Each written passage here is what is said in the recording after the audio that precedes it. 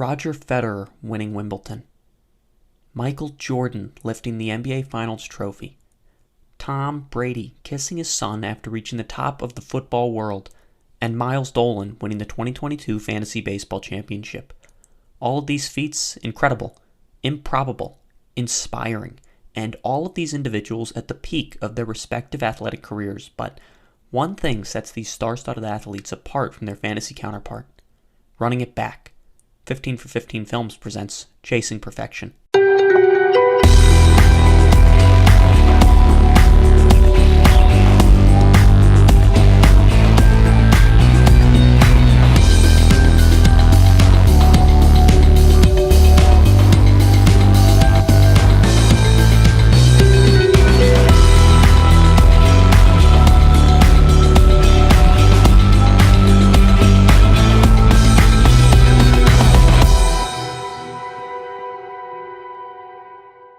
Going into the season, each team wanted nothing more than to win it all, but nobody knew what to expect more than the reigning champ, formerly known as Team Big Man Official.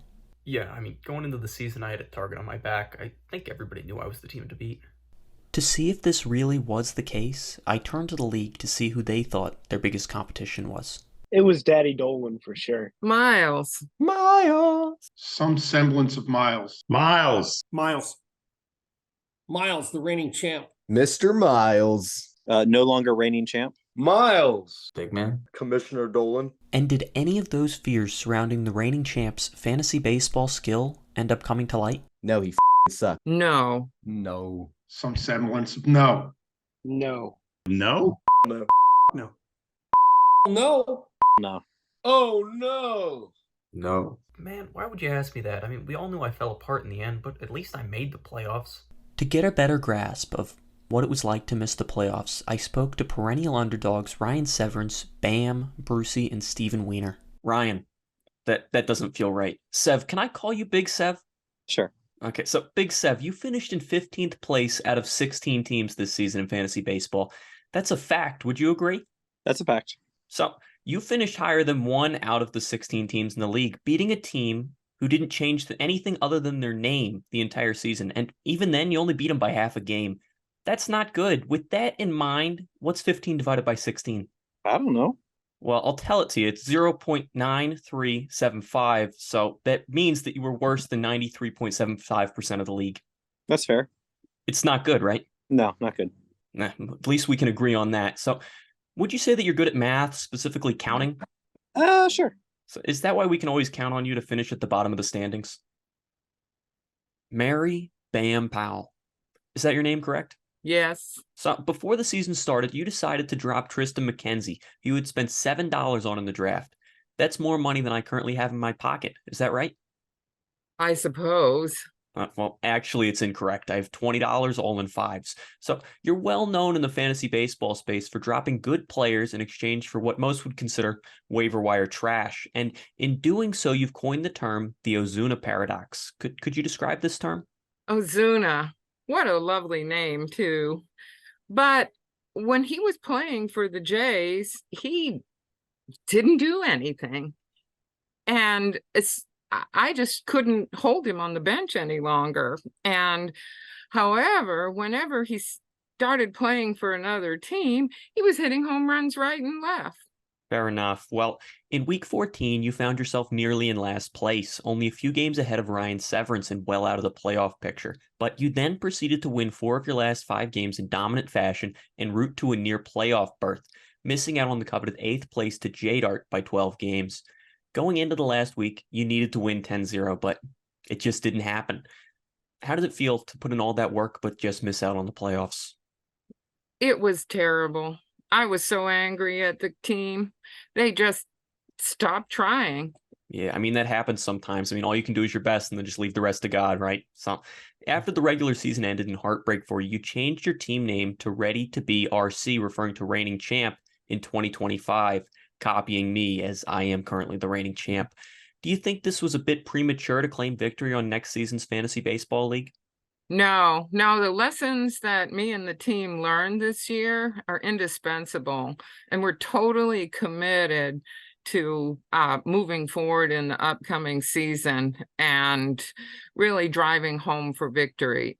That's really well put, Mary. And so, shortly after you changed your team name, you decided to invoke the Ozuna paradox one more time by dropping arguably your best player in Merrill Kelly in favor of adding a relief pitcher that wasn't even in the major leagues. This move forced the commissioner to revoke your ability to make further moves the rest of the playoffs for fear of ruining the fragile balance in the league. Was this fair? I mean, personally, I think it was disgraceful. Well, you're the one that revoked my permission. You're the commissioner. Brucie, the Brucerama, Mr. Jump for Joy himself. How are you doing today, big man? Fantastic. How are you? I'm just living my best life, and I'm glad to hear that from you. So next question I have for you is, you actually made the playoffs last year. And honestly, I wouldn't have believed it if I didn't see it, as this year, you of course returned to form, missing the playoffs in a close race to end the season, missing out by 6.5 games. But would you say that this performance represents you as a person, close to being good, but at the end of the day, still? I would say so. So the year was 2018, and you stepped up to the plate in a wiffle ball game with my mother on the mound. You proceeded to strike out on 3 pitches, not once, not twice, but 3 times, until she eventually felt bad for you and just tossed it to you out of pity. You remember this? Yes, I do. The year was 2023, and we decided to reignite our wiffle ball ways and play a game. You hit a double before we called the game due to heat advisory. This was a little bit better than your prior performance. Do you remember this? Yes, sir. In a game of categories played in the year 2019, you put an answer of Brucie for a street name starting with the letter B. Looking back, do you think this was a good answer? Yeah, I stand by that answer until this day. I agree. It was a wonderful answer. Not an expected answer, but a strong answer. You could have gone with Broad Street or any other word that starts with the letter B, but Brucie was a very good answer. And so, how do you think these 3 seemingly unrelated events eventually led you to where you are today, a fantasy baseball loser? I would say I'm not aging like fine wine. I'm aging like stale bread. And so as the years go on, it just keeps getting worse. The mold keeps adding up, and yeah, we're now in the losers column. Mr. Atlanta Wiener himself. You weren't always known as the coveted name we know you as today of the Atlanta Wiener. In fact, you were formerly known as the Atlanta Bald Braves, and before that, the Atlanta Cheesesteaks. What made you swap to the Wieners? Went with the last name. Fair enough. So in 2020, well known as the Atlanta Bald Braves, you won the Fantasy Baseball Championship in your first season. And since then, your team has been a symbol of mediocrity. What happened? I've been going to my nephew for help. And obviously, he hasn't been doing a great job. No, he hasn't. So, you're a big fan of hot dogs, wieners, if I may. So, with that in mind, what is your favorite type of glizzy? I guess a Birmingham hot dog. And could you describe that for me? Cheap and thin. Fair enough. That's a very interesting take and a very interesting hot dog for you to choose. When underdogs miss the playoffs, nobody's ever too flustered. But when a powerhouse misses the playoffs, it tends to ruffle some feathers. Ellen Dolan, a.k.a. my mother. Did you want to be included in this video? Yes, very much. Thank you. Perfect. Now for the meat and potatoes. Dan Dolan, better known as Sir. Going into the season, you were projected as a top 5 team after placing at the top of the standings in 2022. Of course, you didn't win it all, as that title belonged to me, but you had a respectable season. What went wrong in 2023? I think I had a couple of injuries. It all sort of fell apart at some point, I think. It happens sometimes, but, similar to missing out on the playoffs for you, something else that just isn't right is pineapple on pizza. Are there any other toppings that you can think of that just shouldn't be on a pizza pie? Whipped cream and olives. And why is that? Why don't you want them on your pizza? I think whipped cream would be very wet. Fair enough. Those are 2 pretty good reasons there. So nearly 2 years ago today, according to my Snapchat memories, it placed us batting in the batting cages, hitting baseballs. Well, I guess swinging at baseballs, we weren't making much contact. But how did this act of getting into the baseball spirit prepare you for the fantasy baseball season? I learned how to have a good open stance and slap at the ball. Go to the opposite field if it's an outside pitch. Very nice. And a big addition to the league this year was the group chat, which you were frequently using to talk. But for you, it was used more as a humble mission, expressing your love for the dancing man emoji. The dancing man, baby, the dancing man. Very nice. I'm a big fan of the dancing man as well. But with all great seasons, there's only one winner and only one loser. However, in a league like this, there are 15 losers because, in the great words of Ricky Bobby, if you're not first, you're last. But that's not entirely the case. At the start of the season, 5 of the members placed a bet. Whoever came in last between the 5 league members would be punished. Yeah, I mean, it was kind of crazy. It was a toss-up all year, but it was a pretty hot battle between myself, Yes Sir, Tumpy, Goodi, and Rakes. But come the end of the season, I think that we all knew who was getting punished. George Rakes, aka Mr. Almost reigning champ, coming off the second place finish a year prior, did you expect to lose out not only on the playoffs, but place lower than 4 dudes with a combined IQ of 7? No. So before you were eliminated, you had a sudden resurgence in the last few weeks to give you a real shot before you eventually blew it in a blowout loss to JDART in the final week. During that stretch, you were often heard muttering the phrase, never back down, never what? Never give up. But you gave up. In both 2022 and 2023, you received allegations of insider trading. Do you think these allegations impeded your ability to reach the pinnacle of the fantasy baseball world? Yeah, man. Do you know how to count? Yeah. So how did it feel to look at the standings at the end of the season and count that you were closer to last place than you were to first? Did this make you cry? Yep. Pussy. Making grown men cry. That's what fantasy baseball will do to you. It'll chew you up and spit you out because there's no luck involved in this sport. It's all up to the numbers. No, man, the numbers didn't mean shit. I mean, anyone with 3 toes and an iPhone 4S could have done that well. 2 of the new members to the league took this idea quite literally, with 0 baseball knowledge and an IQ of 4 between the 2 of them. Teams Yes Sir and Top G Tumpy took BSing their way to the playoffs to a whole new level. George Nowacek, how are you doing today, big man? My name is Goodi. No, I have it written down right here in big letters. Your name is George. Well, it's not. You know what? I'm wrong. I am looking at the wrong page of my notebook here. I don't need to talk to you. You're not George. How do we kick him out of this? Oh, it's right. With Goodi now removed from the call, I went on to interview the man I actually intended to speak with. George. It is George, correct? It is indeed, sir. Thank God. George, you like to play Mario Kart Wii, right?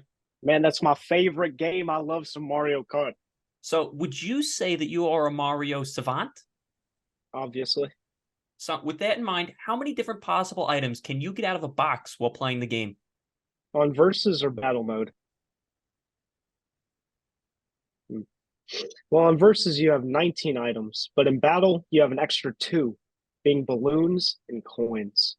And can you tell me how many batters are in the starting lineup on a baseball team? Okay. Tumpy, same question to you. I wasn't listening. What'd you say, man? How many batters are in a starting lineup on a baseball team? Man, I don't know. I'm a rookie. How the did you guys make to the playoffs? Tumpy, how'd you make it to the second round? Because I'm him. Fair enough. Luckily, neither of these teams won it all, but 2 playoff teams who would be able to answer this question also missed out on the grand prize. John Dolan, Brian Fleming, how are you guys doing today on the West Coast? I think we're okay. I think it's been a good day. It's beautiful out here. So I'm like doing pretty well. Part of the problem was my garage door broke on the way over here, but hey, doing okay. But look at you, still kicking. So, John, I've heard rumors that you're able to touch your toes. Is that true? I am. And Flem, same question to you. Are you able to touch your toes? I am not. I have no interest in touching my toes, and I can't touch my toes. So no, can't do that. Yeah, neither can I, Flem. I'm with you. And so, Flem, you finished the regular season in 6th place and went on to beat me in the first round of the playoffs. You, by the way, on that one. In a nail biter, winning on the final day because of some phenomenal pitching to push you over the edge. How did it feel to take down the reigning champ in your first year in the league? Well, it feels fantastic. But in the second round, you went on to defeat Tumpy in dominant fashion, as expected, as the guy doesn't even know how many bases are on a baseball diamond, but unfortunately fell apart in the championship matchup in a loss to the eventual champion. What emotions did you feel going that far only to lose in the last game? Disgusted. It was just disgusting. Yeah, I'd feel the same if I was in your boots, but unfortunately I wasn't, as you did beat me. Again, you. So, question to both of you. What are your favorite snacks, respectively? I like, and actually right here, I like spicy peanuts. If I had Doritos, I'd put them in there. It's like a mix of Doritos with spicy peanuts. I almost put the Cheez-Its in there, but my favorite snacks would be spicy peanuts and beef jerky. Flem? Well, I got to tell you, John's theory of the spicy peanuts and the Doritos is probably number 1 on my list. Started doing that about, say 10 years ago. And it's kind of stuck ever since. And the other thing is peanut butter cookies. Like Nutter Butter? No, just homemade. Well, yeah, I love Nutter Butter, but homemade peanut butter cookies. Not too many things that are finer than that. Wow, that sounds delicious, Flem. Next time I see you, you'll have to give me one of those peanut butter cookies. I'd love to give it a munch.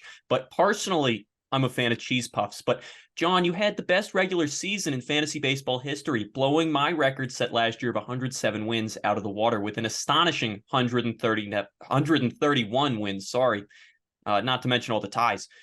Could you describe how you achieved this success in 8 words? Pitching, timely hitting, fast people, your dad. That was a strong 8 words you had there, but they didn't form a complete sentence, but I'm going to let it slide. You didn't ask for a complete sentence. You said 8 words. Just so you know. All right, fair enough. It was 8 words. I'll give it to you. But on to a more serious topic here. How did it feel to lose in round 1 of the playoffs to the 8th seed? I don't know if this is going to get bleeped out, but it felt like I got... I'd say the exact same thing, but both of you lost to the same team, our eventual champion. Does it give you a sense of solace knowing that at least you lost to the best of them? Actually, yeah, it does. I mean, I'd rather lose to the guy that won the title than, just lose to some slappy. Yeah, I would agree. I didn't lose to a slap. I agree. So, do either of you have any advice for young, aspiring fantasy baseball teams looking to make a playoff run and then lose? Enjoy yourself. Make sure you talk. And if you have any questions, all you got to do is reach out to the former reigning champ. With advice gathered and dreams crushed, there was only one man left to talk to. The man of the hour, the champion of champions, Mr. Worst to First, JDART. But before we can talk to him, a quick word from our sponsor. Have you ever found yourself hungry but you don't know what for? Introducing Garage Snacks. Snack on everyone's mind. Garage Snacks are very versatile. You can have them in the car, in a chair, or on the sofa.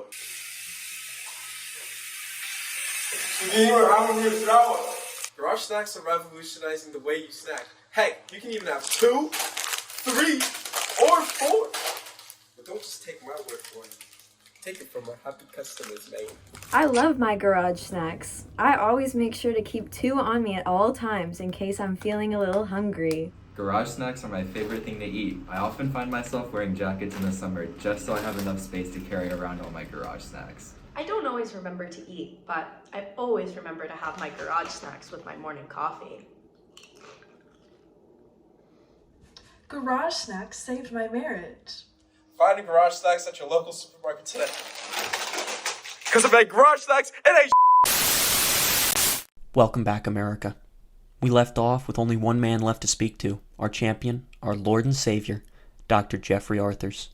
Jeff, how did it feel to finally win it all in a league you forced me to join over 6 years ago? Well, first off, before I address that important question, I would take exception to the forced. As I recall, you begged me to join the league, and I finally relented, and the rest is history. But yeah, it was fantastic. It feels fantastic to finally break through. Although I think I did maybe win a couple times before you got here, but we probably don't count that. So it was fantastic year. Yeah, and I mean, old people remember things differently. So, I mean, whatever you say, it makes you happy. It's all good with me. But the Fantasy Baseball League has a group chat that you're a part of that consists of 17 members. What sets you apart from everyone else in the chat other than the fact that you make everyone's text green due to your Android phone? Well, up until my big playoff run, I was, I think, one of the main trash talkers. But during the run, I abstained, and I think that might have had something to do with my win. Fair enough. And so for years, you've preached how closers are worthless in fantasy baseball, repeatedly referring to closers as, and I quote, worthless pig, piece of awful, bad person, heartless, bad, awful, sexist, evil pig. And of course, that's a quote from Bo Burnham, but it still emphasizes the same feelings you have towards closers. Is that right? That is right. But this season, you enacted a new strategy, opting to have pig on your team, as can be seen in a message I received from you on March 26th at 9:15 p.m. EST, which read, "If you can't beat them, join them," in response to me saying, "Also, just noticed you have closers this year. You've never had closers, ever." And I put that in all caps in the text, as I was very surprised at the time.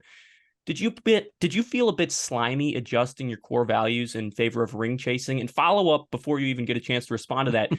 You only made the playoffs by 3 games, sliding into 8th place and the final playoff spot, proving that every category mattered every week. And you won saves in 9 out of 19 regular season matchups and won saves in each of your playoff matchups. So with all that said, I have 2 questions for you.